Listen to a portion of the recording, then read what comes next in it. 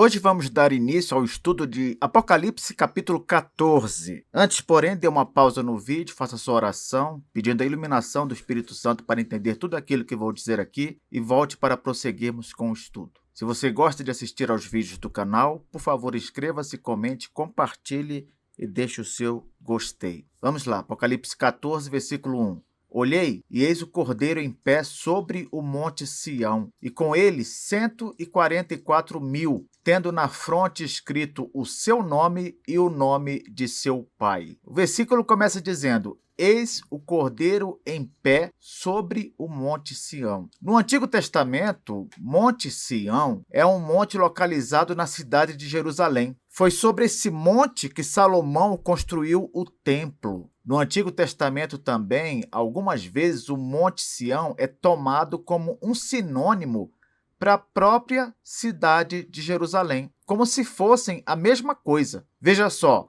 Salmo 48, versículo 2. Seu santo monte, belo e sobranceiro, é a alegria de toda a terra. O Monte Sião, para os lados do norte, a cidade do grande rei. Viu como o Monte Sião e a cidade do grande rei são mencionados aqui como sendo a mesma coisa? Pois é, isso acontece no Antigo Testamento. Visto que era no templo que o povo cultuava a Deus, o templo era um local de encontro entre Deus e o seu povo. Por isso, também temos textos que citam o Monte Sião como o lugar da morada de Deus no Antigo Testamento. Entendeu? Como o templo ficava sobre o Monte Sião, então o Monte Sião era chamado de morada de Deus, lugar onde Deus habita. Isaías 8:18. Eis-me aqui e os filhos que o Senhor me deu para sinais e para maravilhas em Israel da parte do Senhor dos Exércitos,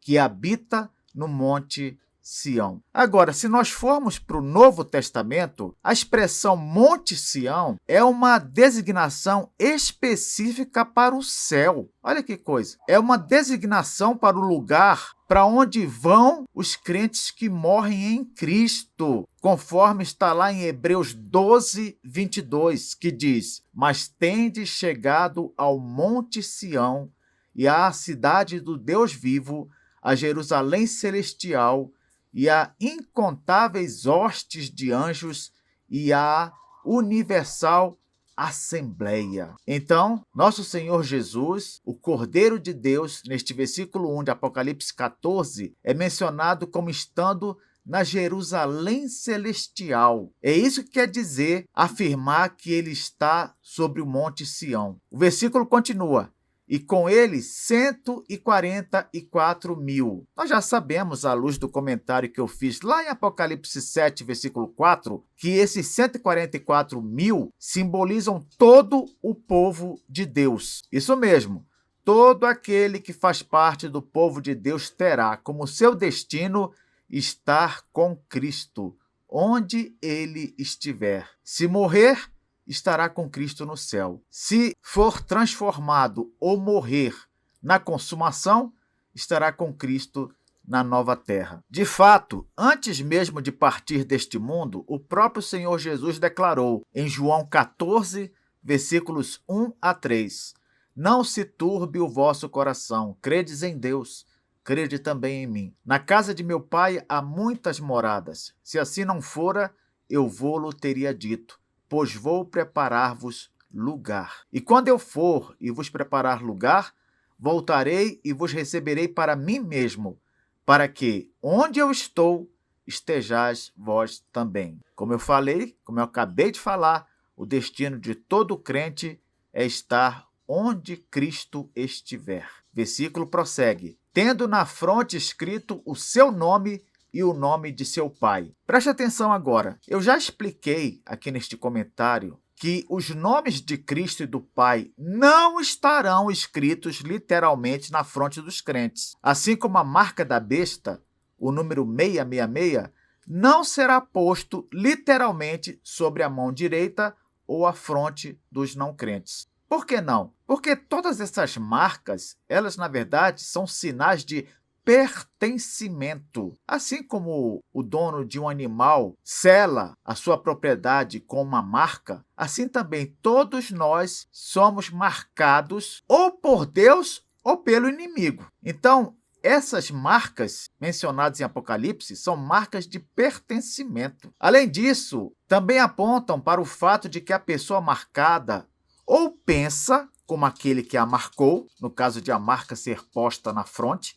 na testa, ou age de acordo com aquele que a marcou, no caso dessa marca ter sido posta sobre a mão direita, que é a mão que faz as coisas, para a grande maioria das pessoas, é claro. Resumindo, quem tem a marca na testa pertence ao dono da marca e pensa como ele. Por isso a marca na testa, apontando para a mente. Quem tem a marca na mão direita pertence ao dono da marca e age como ele, porque a mão direita é, de forma geral, a mão que faz as coisas. Em outras palavras, essa cena aqui do versículo 1, ela mostra o povo de Deus protegido e vitorioso ao lado do Cordeiro. E por que começa o capítulo 14 assim, dessa maneira? Para fazer um contraste com aqueles que receberam a marca da besta no capítulo anterior, o capítulo 13. Eu pergunto agora para você, meu irmão, minha irmã, que estão me ouvindo nesse momento, vocês vivem como alguém que tem o nome do Cordeiro em sua mente e coração? Isto é, procuram pensar como Deus pensa à luz do que lê na Bíblia? Ou procura agir como Ele quer, conforme o ensino da mesma Bíblia? Outra coisa, mesmo em tempos difíceis, permaneçamos fiéis, porque o Cordeiro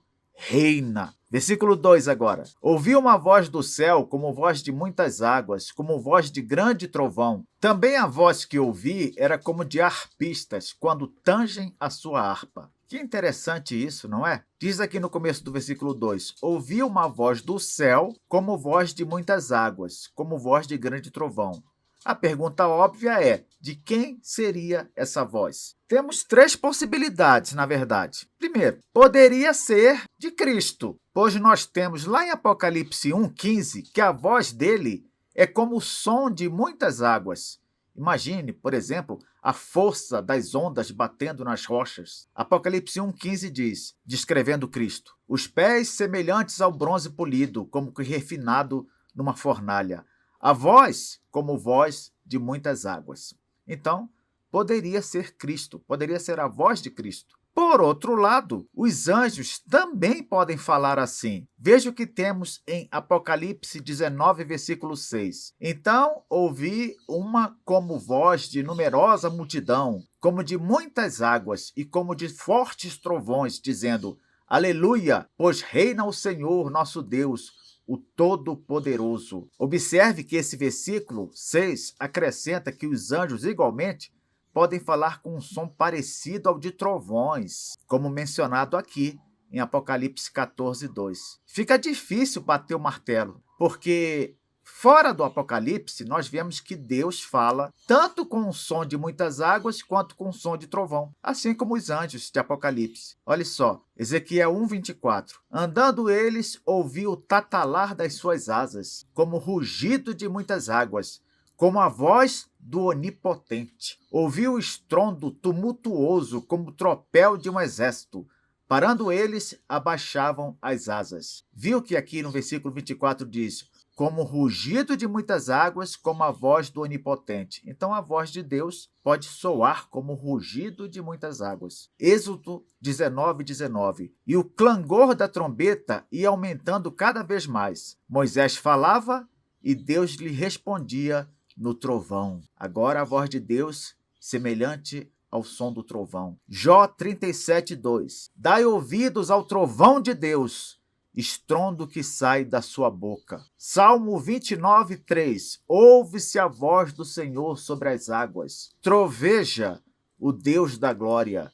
O Senhor está sobre as muitas águas. Por fim, pode não ser nem Cristo, nem um anjo, nem Deus Pai. Sabe por quê? Porque expressões como muitas águas ou trovões podem significar apenas uma voz alta, forte, grave uma voz em alto volume. Onde é que nós encontramos isso na Bíblia? Em 2 textos. Isaías 17:13, que diz: rugirão as nações, como rugem as muitas águas, mas Deus as repreenderá. Então, as nações rebeldes, elas podem rugir num som alto, bem alto, como de muitas águas. Temos também Jeremias 51:55. Porque o Senhor destrói Babilônia e faz perecer nela a sua grande voz. Bramarão as ondas do inimigo como muitas águas. Ouvir-se-á o tumulto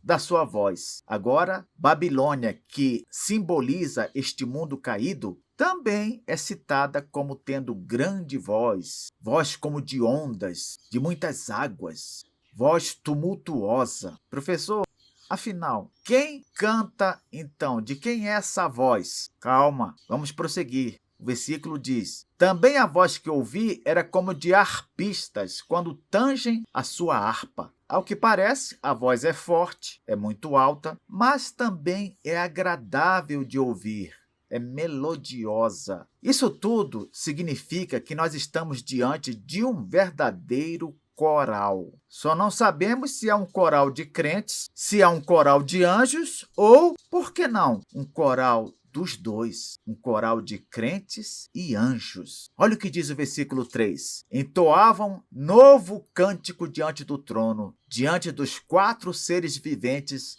e dos anciãos. E ninguém pôde aprender o cântico, senão os 144.000 que foram comprados da terra. Os membros desse coral celestial, eles cantam diante da classe especial de anjos, os 4 seres viventes, como nós já estudamos, e cantam também diante dos crentes que estão no céu. Perceba também que é um novo cântico, um cântico inédito.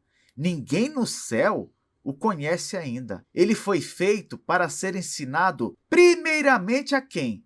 Aos crentes recém-chegados, crentes que sofreram e ou morreram por Cristo neste mundo. Quero fazer uma observação aqui. Os 144.000, sem dúvida alguma, apontam para todos os crentes, em todas as épocas. Todos nós que fazemos parte desse número, em alguma medida, sofremos por causa de Cristo, não é verdade? Quando nós testemunhamos e zombam de nós, quando nós evangelizamos e somos ignorados, às vezes até nos perseguem por sermos cristãos. É possível, inclusive, que morramos por nosso Senhor, se essa for, é claro, a vontade de Deus para a nossa vida. Pois bem, continuando aqui, sempre que um grupo de novos crentes chega aos céus, depois de terem sofrido e sido perseguidos por causa de Jesus aqui na terra, esse grupo aprende um novo cântico, ensinado por um coral celestial, para que o cantem pessoalmente diante